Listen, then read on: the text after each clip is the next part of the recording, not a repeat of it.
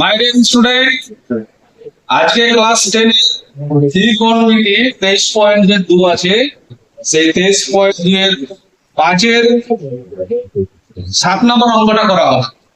ঠিক আছে, 7 নম্বর আমি বোর্ডে লিখছি, সবাই একটু লক্ষ্য রাখো। দেখো যেটা 5 এর বলে sec square 60 degree minus 40 square 30 degree minus 2 is 30 degree cosec 60 degree cosec 60 degree by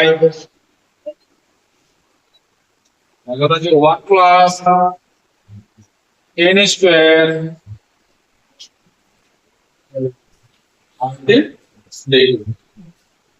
এই অঙ্কটুকু হয়ে গেল। এবার এই অঙ্কটা সলভ করার জন্য কি করতে হবে, sec স্কয়ার যে 60 ডিগ্রি আছে এর মান বসাতে হবে, 40 স্কয়ার 30 ডিগ্রি যাচ্ছে এর মান বসাতে হবে। আবার এখানে দেখো 2 10 30 ডিগ্রি এর মধ্যে কি স্কয়ার দেওয়া নাই। আবার এখানে দেখো cosec 60 ডিগ্রি এর উপরে এটাও কি দেওয়া না, স্কয়ার দেওয়া না। কিন্তু দেখো এখানে 1 প্লাস কত আছে 10 স্কয়ার 30 ডিগ্রি, এর মানে এখানে স্কয়ার দেওয়া আছে।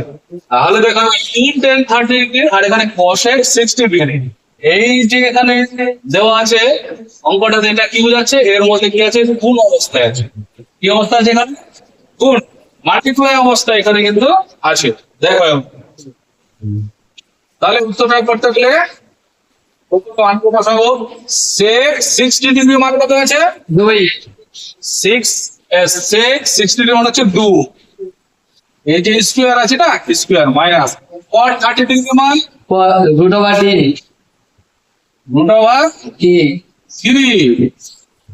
এই যে স্কয়ার আছে বসে গেল, এবার দেখো মাইনাস 2 বসে গেল, 10 30 ডিগ্রি মান কত আছে 1 by root over 3 একবার root over 3 root over 3। এবার এখানে দেখো এটা কিন্তু গুণ অবস্থায় আছে, দেখো এখানে cosec 60 ডিগ্রি মান কত আছে root over 2 by 3 root over 3 by plus 2 by 2 by root over 3 root 2 by 3 কত আছে 2 by root 3 2 by root 3 তাহলে 2 by root over 3 হবে। ঠিক আছে, 2 by root over 3।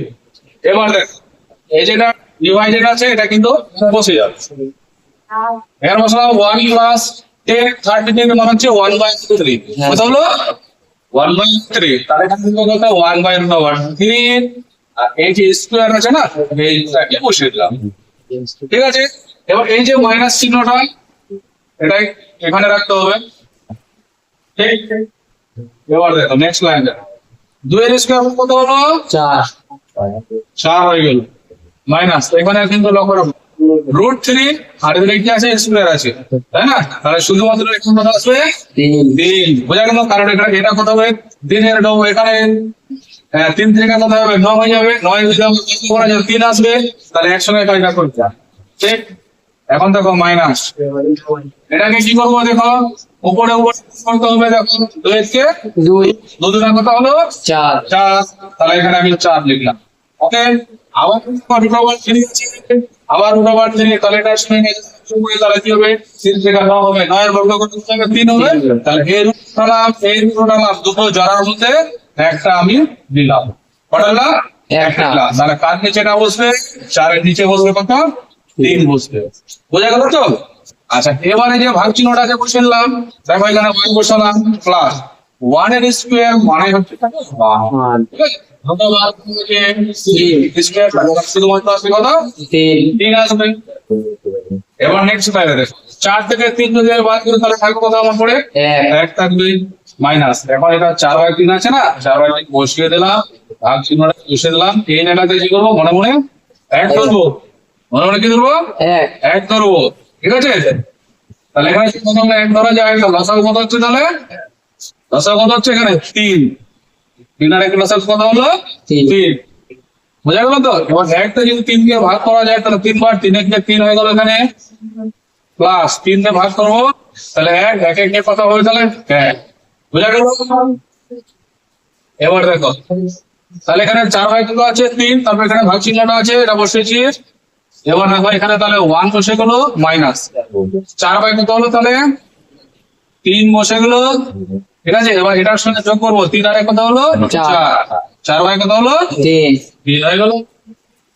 এবার নেক্সট লাইনে কি হচ্ছে তাহলে 1 বসে গেল মাইনাস এই 4 বাই 3 আর 4 বাই 3 কি হলো কেটে গেল, তাহলে উপর নিচ কাটলে কত বাজবে 1 বাজবে, ঠিক আছে।